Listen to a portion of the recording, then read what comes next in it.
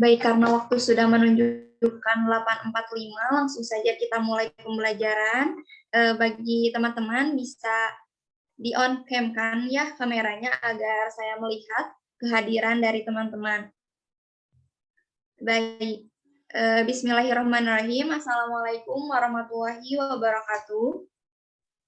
Waalaikumsalam warahmatullahi wabarakatuh. Selamat pagi semuanya. Bagaimana kabarnya hari ini? Alhamdulillah. Alhamdulillah baik. Ya, baik. Karena saya sudah berkenalan di grup kemarin, nah mungkin teman-teman belum mengetahui saya. Perkenalkan kembali, saya Rizka Fadil Agisti, mahasiswa PLP dari Universitas Siliwangi yang akan membantu Ibu Robiah dalam mengajar kalian, bukan mengajar ya, lebih tepatnya sharing ilmu dengan kalian di kelas 12 IPS 4. Nah, sebelum kita mulai pembelajaran kita hari ini, alangkah baiknya kita berdoa terlebih dahulu. Untuk berdoa dimulai. Berdoa selesai. Nah, untuk teman-teman yang sudah masuk dan belum mengisi link presensi, silahkan isi link presensi di Google Classroom atau yang ada di WA. Nah, yang belum masuk Google Classroom, silahkan teman-teman bisa join di Google Classroom karena nanti di perjalanan pembelajaran kita kali ini, saya akan menggunakan Google Classroom untuk memberikan materi, absensi, dan juga penilaian. Pada hari ini kita akan membahas mengenai siklus akuntansi pada perusahaan jasa. Adapun materi yang akan kita bahas pada pertemuan kali ini yaitu ada karakteristik perusahaan jasa, ada transaksi dan bukti transaksi, aturan debit kredit dan saldo normal, lalu ada pengertian, penggolongan, dan jenis akun. Nah, adapun tujuan pembelajaran kita kali ini, yang pertama, siswa mampu menjelaskan karakteristik dari perusahaan jasa dengan benar. Yang kedua, siswa mampu menjelaskan transaksi dan bukti transaksi dengan benar. Yang ketiga, siswa mampu mengidentifikasi aturan debit kredit dan aturan saldo normal dengan benar. Yang keempat, siswa mampu menjelaskan bagaimana itu pengertian, penggolongan, dan jenis akun dengan benar. Perusahaan jasa merupakan sebuah perusahaan yang kegiatan usahanya memberikan jasa bagi pelanggan, di mana perusahaan jasa ini kecimpung di dunia jasa seperti halnya kalian pernah mengetahui bahwa contohnya itu seperti Bank Mandiri. Nah, Bank Mandiri itu bekerja di dunia jasa, di mana Bank Mandiri menyediakan layanan bagi pelanggannya untuk menyimpan uang. Nah, itu dalam menyimpan uang itu adalah di mana bentuk perusahaan jasa bekerja. Lalu selanjutnya ada karakteristik dari perusahaan jasa. Yang pertama itu ada kegiatan usahanya memberikan pelayanan jasa bagi pelanggan dengan menerima balas jasa. Nah, sudah jelas bukan kegiatan usahanya yaitu memberikan pelayanan. Seperti halnya yang saya contohkan tadi yaitu seperti Garuda Indonesia, Bank Mandiri, semuanya itu memberikan pelayanan berupa jasa bagi pelanggan. Yang kedua itu ada pembelian barang tidak diolah perusahaan atau dijual kembali, tetapi digunakan untuk memberikan pelayanan bagi pelanggan. Nah, di sini tuh perusahaan jasa tuh tidak menjual barang yang diolah perusahaan atau tidak menjual suatu barang, karena yang dijual oleh perusahaan jasa itu jasa dari perusahaan tersebut gitu. Yang ketiga yaitu pendapatan diperoleh dari penjualan jasa. Betul sekali ya, karena pendapatan utama perusahaan jasa itu berasal dari penjualan jasa dari perusahaan. Yang keempat, laba berasal dari pendapatan jasa dikurangi dengan beban-beban yang telah dikeluarkan. Siklus akuntansi perusahaan jasa itu terbagi menjadi 3. Yang pertama itu ada tahap pencatatan, di mana bukti-bukti transaksi keuangan, perjunalan, dan pemindahan buku dari jurnal umum ke buku besar. Nah, di tahap pencatatan ini hanya di pemindahan jurnal umum ke buku besar saja. Lalu di tahap kedua ada tahap pengikhtisaran, di mana di sini tuh dibuatkan neraca saldo, jurnal penyesuaian, dan kertas kerja. Di tahap ketiga ada tahap pembuatan laporan keuangan atau pembuatan neraca, laporan laba rugi, laporan perubahan ekuitas atau modal, dan laporan arus kas. Nah, yang selanjutnya kita akan membahas transaksi dan bukti transaksi. Adapun jenis-jenis transaksi itu terbagi menjadi dua. Yang pertama itu transaksi internal, yang kedua transaksi eksternal. Apa sih transaksi internal? Transaksi internal itu merupakan transaksi yang sepenuhnya terjadi di perusahaan, seperti halnya pemakaian perlengkapan. Yang kedua, yaitu transaksi eksternal, di mana merupakan sebuah transaksi yang terjadi antara pihak internal dengan pihak eksternal. Seperti contohnya pembelian perlengkapan, pembelian peralatan, penerimaan pendapatan, dan pembayaran beban-beban. Itu terjadi di transaksi eksternal, karena yang mengeluarkannya itu pihak perusahaannya itu sendiri. Bukti transaksi. Nah, bukti transaksi ini merupakan suatu media yang digunakan sebagai dasar pencatatan bagi setiap transaksi. Nah, sama halnya dengan transaksi terbagi menjadi dua, yaitu ada bukti internal dan bukti eksternal, di mana bukti internal ini merupakan bukti transaksi yang dibuat oleh perusahaan dan hanya digunakan di dalam perusahaan saja. Misalnya seperti memo. Mungkin untuk contoh dari memo sendiri, kalian bisa lihat di buku paket yang telah diberikan oleh sekolah ya. Yang kedua ada bukti eksternal. Nah, merupakan bukti transaksi yang dibuat oleh perusahaan maupun pihak dari luar perusahaan. Misalnya cek, nota debit, nota kredit, kwitansi, dan faktur. Nah, bukti eksternal mungkin sering kalian temui di luaran ya, karena ini tuh berhubungan dengan cek atau nota-nota yang kalian beli. Nah, selanjutnya ada aturan debit, kredit, dan saldo normal. Yang pertama itu ada aset dan liabilitas. Di persamaan dasar akuntansi, aset sama dengan liabilitas dan ekuitas pemilik atau modal pemilik. Nah, hal ini berarti setiap penambahan dan pengurangan antara aset dan liabilitas harus dicatat secara berlawanan. Seperti halnya di dalam tabel tersebut ada di sisi debit aset bertambah dan di sisi kredit aset berkurang. Ini tuh selalu berlawanan.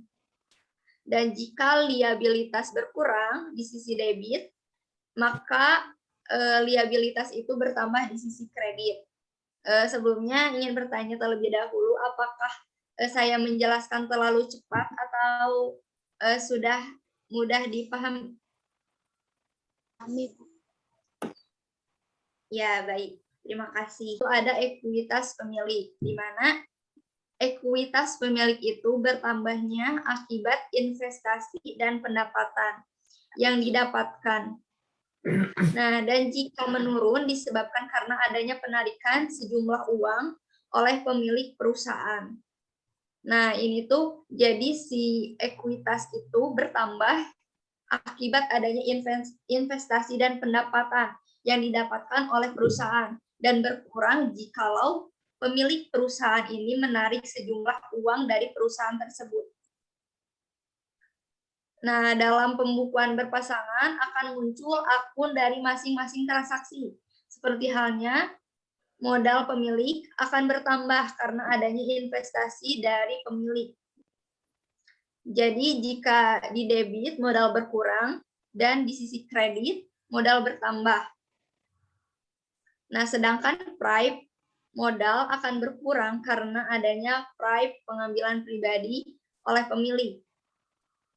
Nah, jika di prive itu di sisi debit prive bertambah dan di sisi kredit prive berkurang. Lalu ketiga itu ada pendapatan dan beban-beban.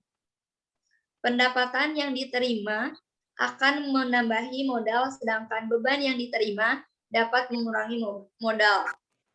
Nah, untuk pendapatan itu di sisi debit itu berkurang dan untuk di sisi kredit bertambah. Dan untuk beban di sisi debit itu bertambah dan untuk di sisi kredit itu berkurang.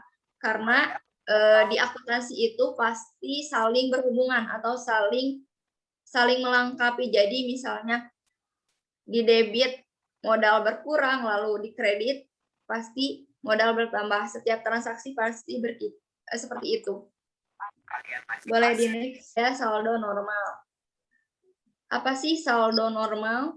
Saldo normal merupakan perkiraan bahwa jenis akun tertentu akan memiliki saldo debit dan kredit berdasarkan klasifikasinya di dalam bagan akun.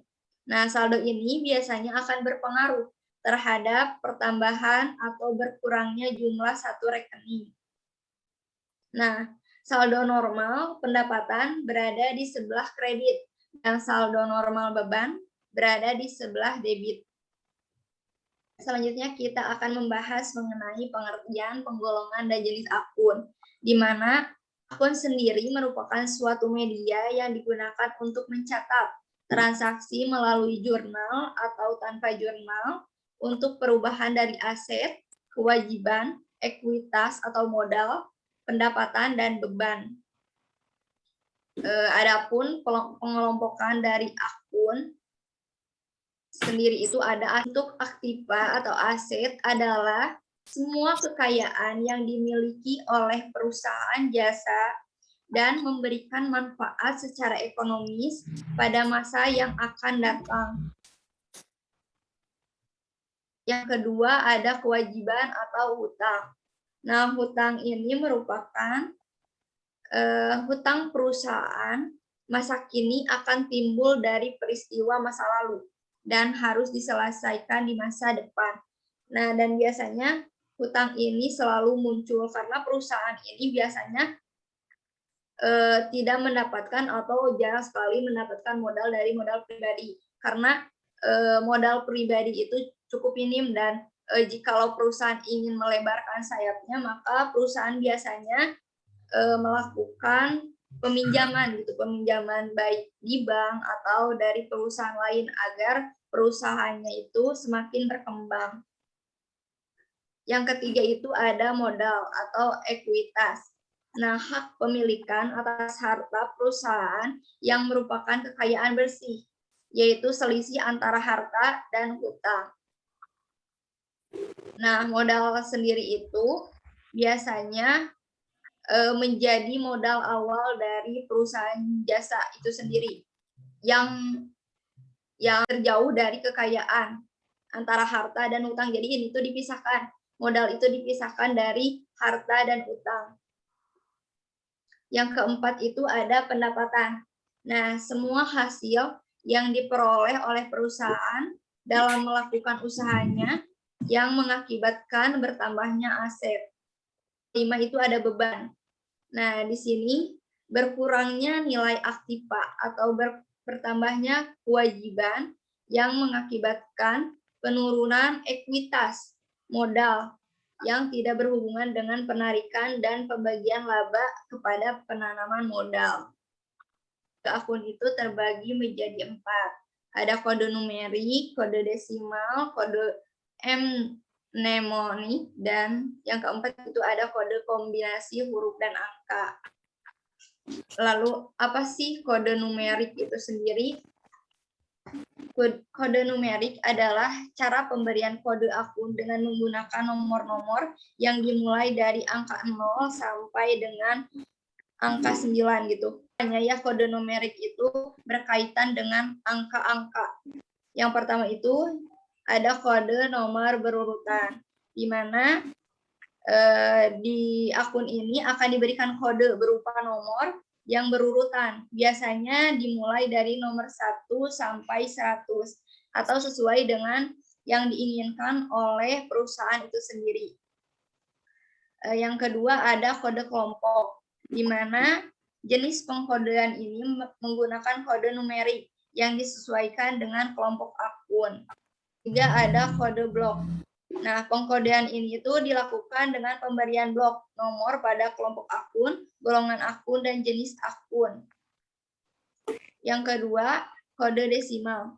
Nah, kode desimal ini terdapat rubrik tersendiri ya dari angka 0 sampai 9, di mana untuk angka 0 itu ada akun aset lancar, di angka 1 itu ada akun aset tetap, yang kedua akun liabilitas lancar, di akun 3 itu ada akun liabilitas jangka panjang, di rubrik 4 itu ada akun ekuitas atau modal, di rubrik 5 itu ada akun pendapatan, di rubrik 6 itu ada akun beban, di rubrik 7 ada akun pembelian, di rubrik 8 itu ada akun penjualan, di rubrik 9 itu ada akun pendapatan, dan lain-lain. Nah, jadi setiap rubriknya itu berbeda-beda akun, meskipun misalnya harta tetap atau aset itu berada di rubrik yang berbeda, seperti hanya di rubrik 0 dan 1 itu kan seharusnya aktiva ya, tapi itu teh dibedakan. Ketiga ada kode mnemonik, yaitu jenis pengkodean dengan menggunakan huruf.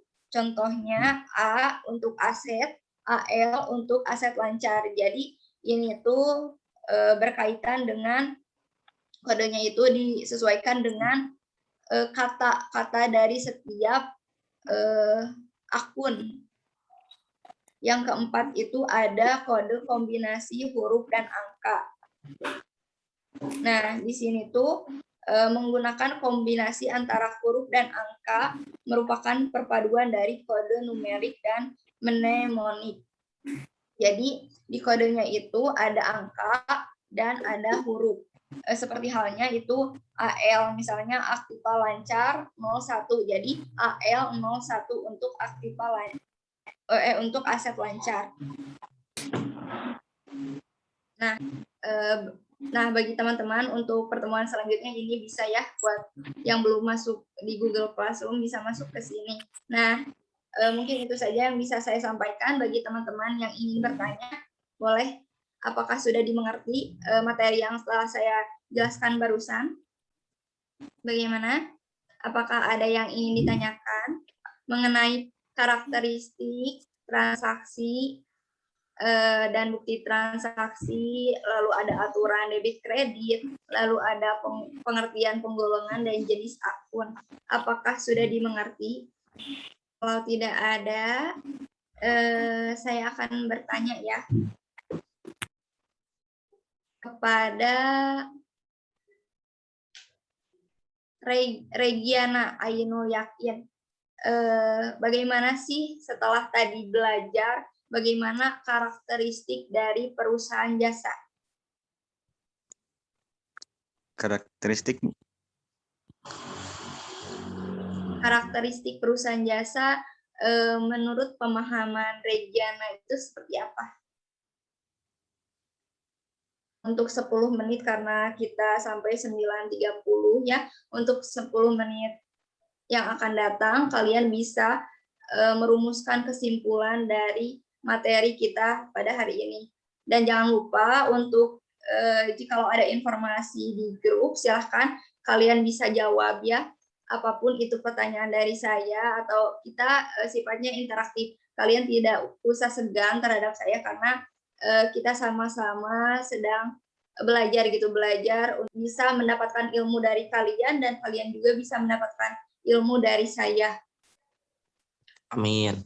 Ya, baik. Mungkin untuk pertemuan kita kali ini saya tutup. Wassalamualaikum warahmatullahi wabarakatuh. Dan jangan lupa buat kesimpulan di grup WhatsApp. Kalian boleh langsung keluar dari room ini. Terima kasih.